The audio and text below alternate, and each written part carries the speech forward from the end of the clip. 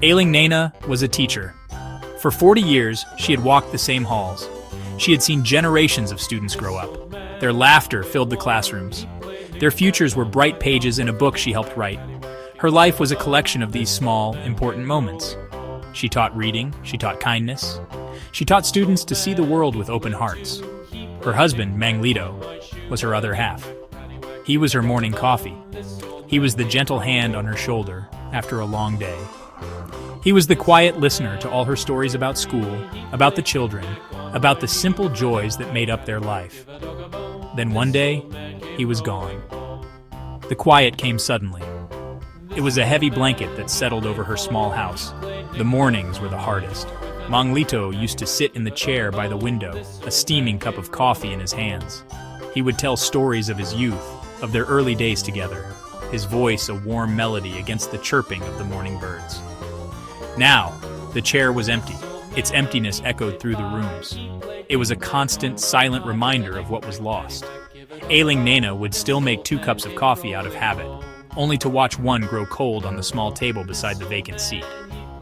Retirement was supposed to be a time of shared peace, of long walks and unhurried conversations. Instead, it became a landscape of quiet days. The school bell no longer called to her. The laughter of children was a distant memory. Her world had shrunk to the 4 walls of her home, where memories hung in the air like dust motes in a sunbeam. She would trace the rim of his untouched coffee cup, her finger following a circle that had no end. The silence was not just an absence of sound, it was an absence of life, a hollowness that seemed to have taken root deep within her own heart. She felt like an old, forgotten book on a dusty shelf. The empty chair became a symbol of her life. It was a space that could not be filled, a conversation that could not be finished. She would sit in her own chair across from his and speak to him in her mind. She would tell him about her day, about the cat that wandered into the garden, about the rising price of fish at the market. But the only reply was the whisper of the wind through the window. The world outside kept moving. The sun kept rising and setting, but for Ailing Nana, time seemed to have stopped. It was frozen on the morning she woke up, and the chair beside her was empty for good. One afternoon, seeking a small escape from the quiet of her house, Ailing Nana visited her old school. It was a comfort to see the familiar brick walls and the sprawling acacia tree in the yard. As she was about to leave, she noticed a small boy sitting alone on the bottom step of the main entrance. He was thin, with eyes that seemed to carry a sadness too heavy for his small frame. His uniform was worn, and his head was bowed, as if he were trying to make himself invisible. This was Kaloy. He was new to the school, and loneliness clung to him like a second skin. He did not run or play with the other children. He just sat. Ailing Nana's heart, the heart of a teacher and a mother, felt a gentle pull. She saw more than just a lonely boy.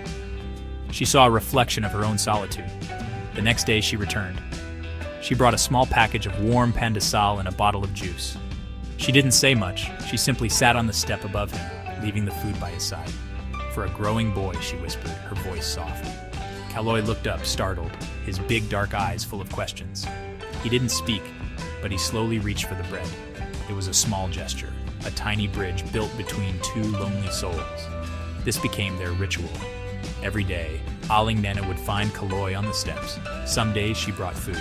Other days she brought a storybook, its pages filled with colorful pictures and tales of faraway lands. She would read to him, her voice calm and steady. She learned that his parents had gone to work in a distant city, leaving him with a relative who had little time for a quiet, shy boy. He felt like a stray, left behind and forgotten. Ailing Nana didn't pry or ask too many questions. Instead, she offered him something simple and powerful, her time. She gave him a reason to look up. Slowly, carefully, Kaloy began to open up. He started with a nod, then a quiet thank you. Soon he was telling her about his day, about the lessons he found difficult, about the other kids who seemed so loud and confident.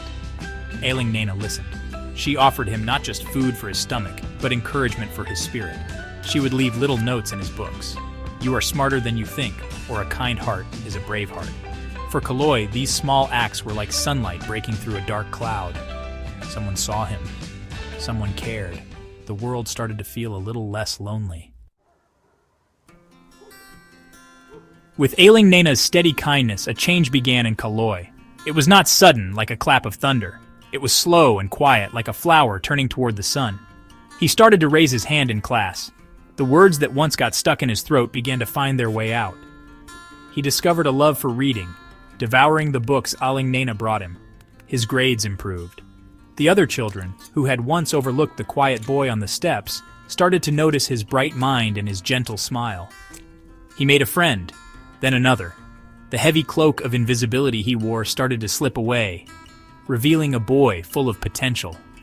Aling Nena watched him from a distance, her heart swelling with a quiet pride. She saw him join a game of tag in the schoolyard, his laughter ringing out with the others. She saw him help a younger student who had dropped their books.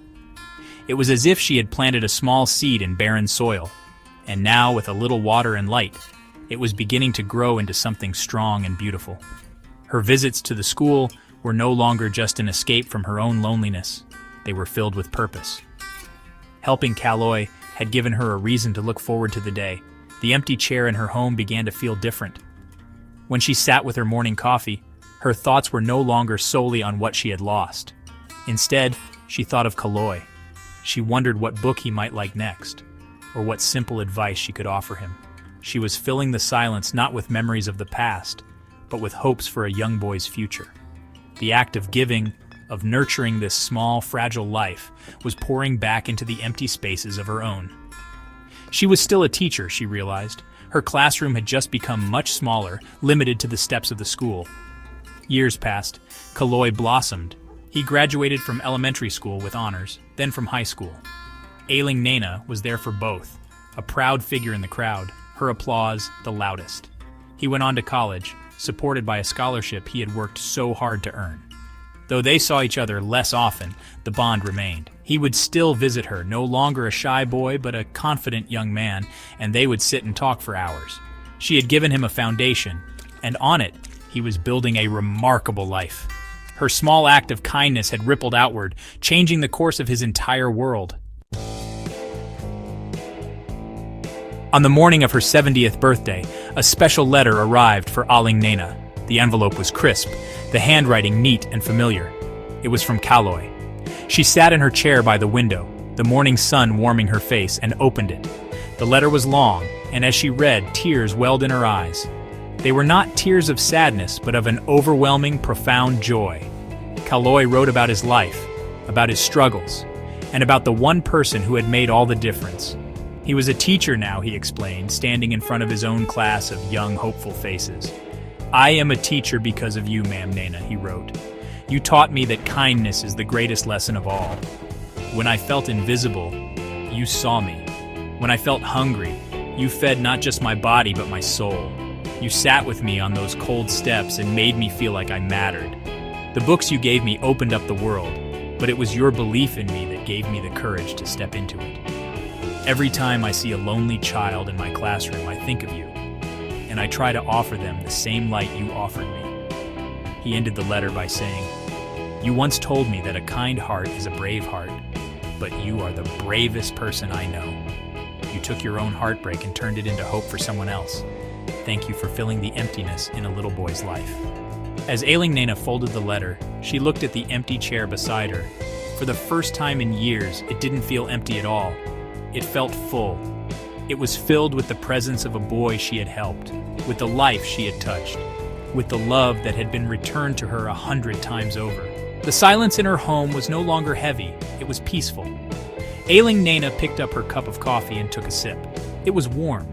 She learned the most important lesson in the twilight of her life.